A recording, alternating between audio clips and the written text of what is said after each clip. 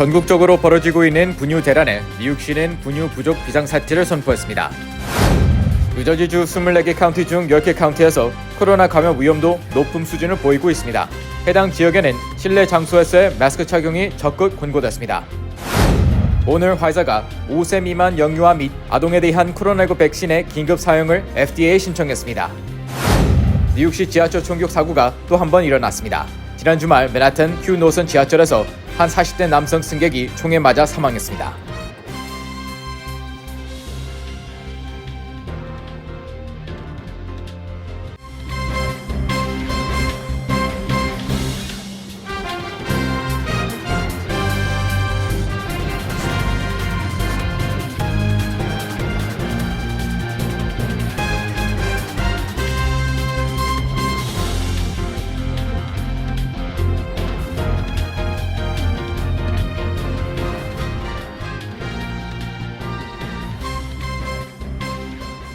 여러분 안녕하십니까?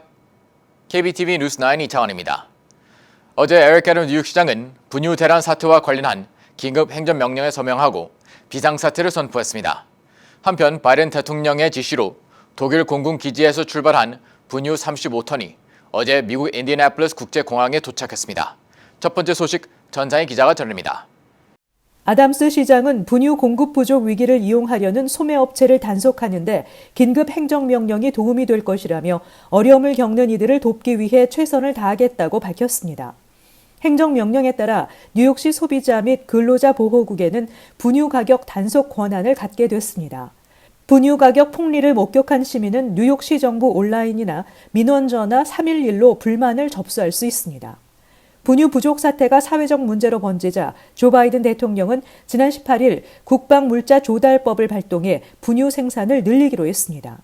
블룸버그 통신에 따르면 어제 독일 람슈타인 공군기지에서 출발한 미 공군 수송기가 분유 35톤을 싣고 인디애나폴리스 국제공항에 도착했습니다. 공수된 분유는 우유 단백질 과민증이 있는 아기도 먹을 수 있는 저자극성 특수 제품입니다. 바이든 행정부는 첫 긴급 공수 물량은 가장 필요한 곳에 우선 배분할 계획이라며 특수 분유가 가장 필요한 병원과 의료진, 가정의료시설, 약국 등이 그 대상이라고 밝혔습니다. 매장에는 공급하지 않습니다. 톰 빌색 농무부 장관은 이번 수송부는 일반 분유에 엘러지 반응을 보이는 아이들을 위해 특수 분유를 대량 공수한 것이라며 일주일간 9,000명의 영아와 18,000명의 유아들에게 제공할 수 있는 양이라고 설명했습니다. 백악관은 수일 내로 네슬레의 자회사인 거버의 분유 제품도 배포할 계획입니다. 분유 대란 해결을 위해 바이든 대통령은 지난주 국방부 전용기로 분유를 공수해올 것을 지시했습니다. 또 국방물자조달법에 따른 비상 권한을 발동해 분유 제조 공급업체들이 미국 분유 제조사들의 최우선으로 재료를 공급할 것을 요구한 상태입니다. 대통령 경제고문인 브라이언 디스 백악관 국가경제위원회 위원장은 빠르면 이번 주부터 더 많은 분유 제품들이 가게에도 들어오기 시작할 것이라고 전했습니다. KBTV 뉴스 전상입니다. 전국적으로 코로나 확진자가 급증세를 보이고 있는 가운데 뉴저지주 내 10개 카운티에서 코로나 감염 위험도가 높은 수준으로 상향됐습니다.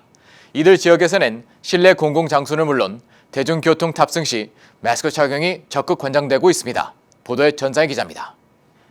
연방질병통제예방센터가 뉴저지 내 코로나 감염 위험도 등급의 높음 수준 지역을 10개 카운티로 확대했습니다.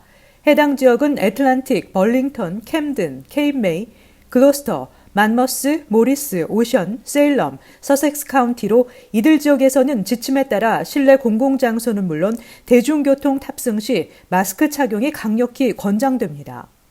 불과 한 달 전만 해도 뉴저지 전 지역은 감염 위험도가 낮은 수준이었지만 이후 확진자가 급증하면서 지난주 일주일 평균 신규 확진 건수 증가율은 144%로 나타났습니다.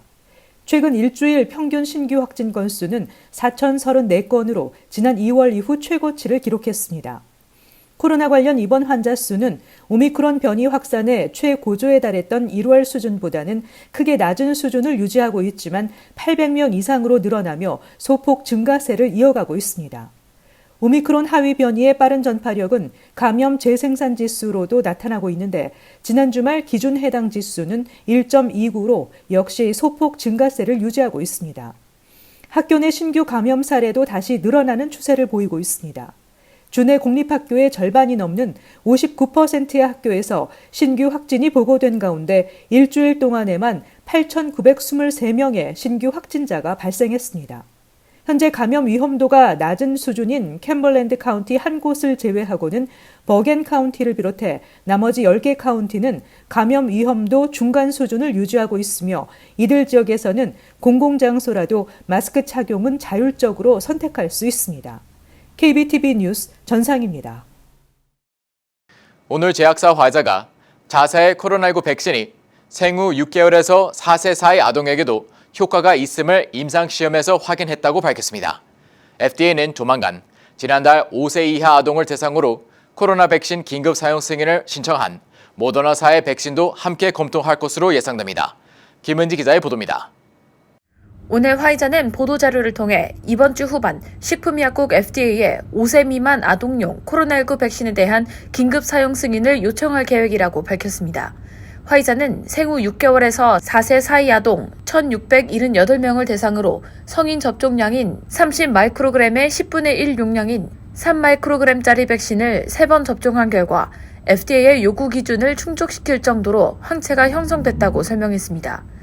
3회 접종 그룹의 코로나19 예방 효과는 80.3%로 추정됐습니다. 코로나19 백신을 만든 화이자 바이온테크는 당초 3마이크로그램씩 2회 접종하는 임상시험을 진행했으나 2차례 접종만으로는 충분한 예방 효과가 나오지 않자 2회 접종이 완료된 지 2개월 후 또 한 차례 추가 접종을 결정했습니다.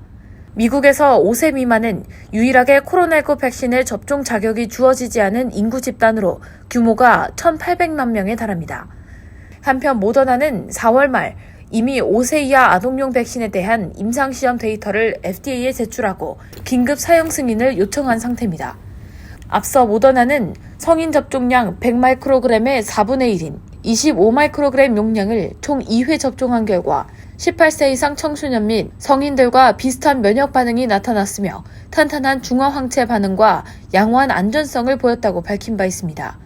이와 관련해 오늘 FDA는 다음 달 15일 외부 자문기구 백신생물의약품 자문위원회에 회의를 열고 두 가지 백신을 검토할 것으로 보입니다. 뉴욕타임스는 FDA 자문기구가 두 백신의 접종 횟수나 접종 용량, 또 그에 따른 임상시험 데이터도 각각 다른 만큼 긴급 사용 승인의 요건을 충족하는지도 검토할 것이며 특히 화이자와 모더나의 백신 중 어느 쪽이 더 잘 듣는지에 대해 간접적으로 논의하게 될 것이라고 전했습니다. KBTV 뉴스 김은지입니다. 지난달 브루클린 N 전철 총기 난사 사건이 벌어진 지 한 달 만에 뉴욕 지하철에서 또다시 총격 사망 사건이 발생했습니다. 사고 당시 지하철 같은 객실에는 다른 승객들도 있었지만 피해자는 한 명뿐이었습니다. 전상희 기자의 보도입니다.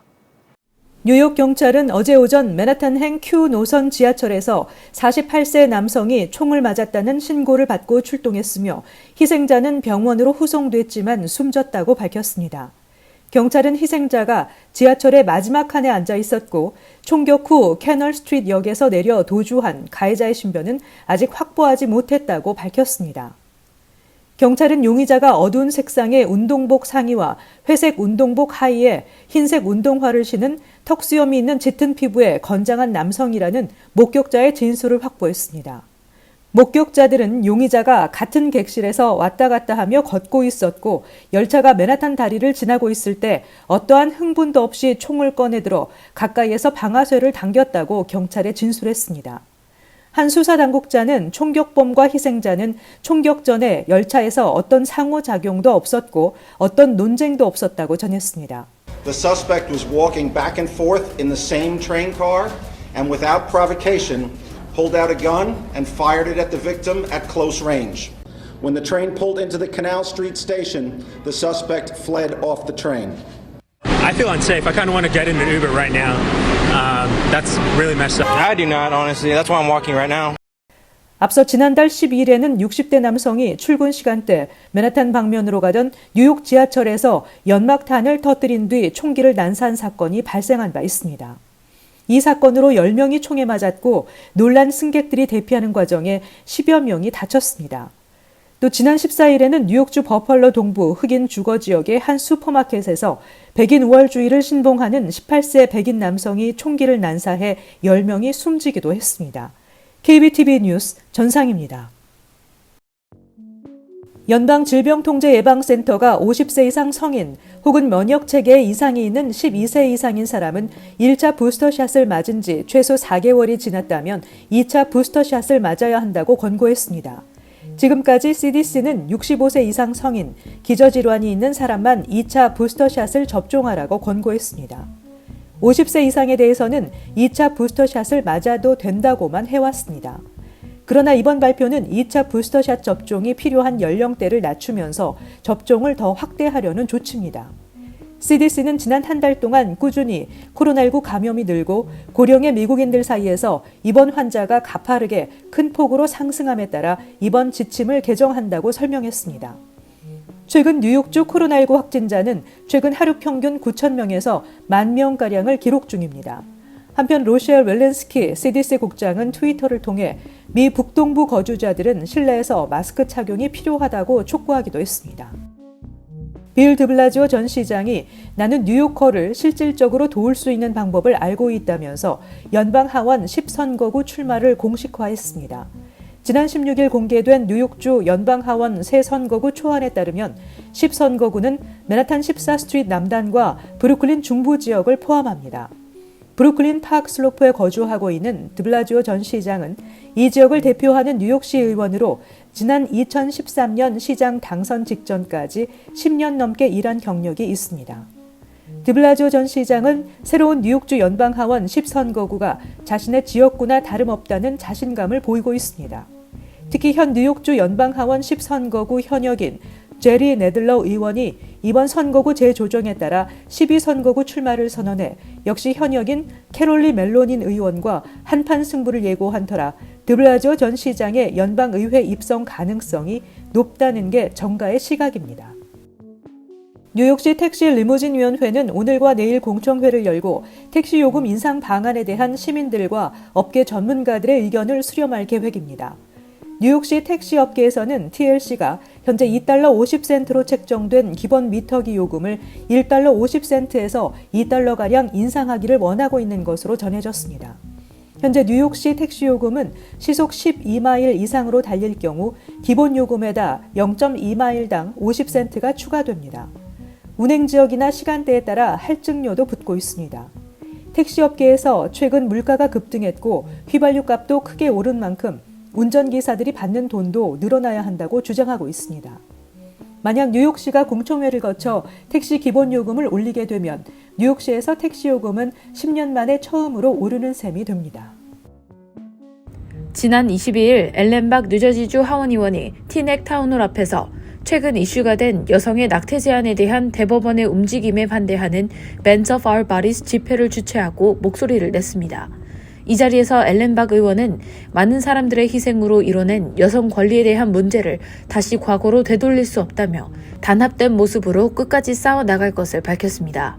이날 집회에는 로레타 와인버그 전 뉴저지 의회 상원의장을 비롯해 샤마 헤이더 주 하원의원, YWCA, 여성의 권리정보센터, 유태인 여성협의회, 가족계획협회 등 지역 정치인과 시민단체, 또 일반 시민 등 100여 명이 참석해 한 목소리로 낙태 문제에 대해 반대하며 발언하는 시간을 가졌습니다. 잠시 후 커뮤니티 브리핑을 전해드립니다.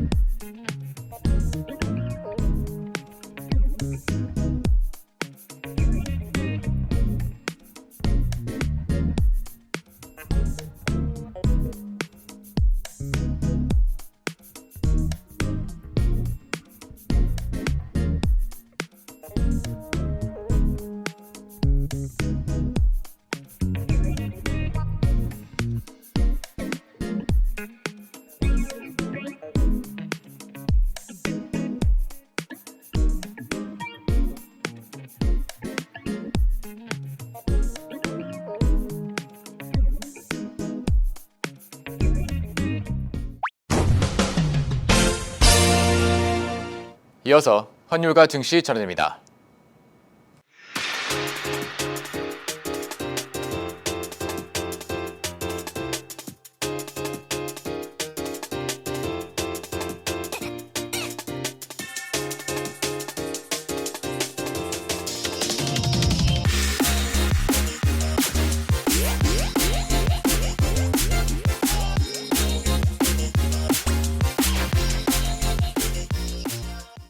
잠시 후 뉴욕과 뉴저지 날씨 전해드립니다.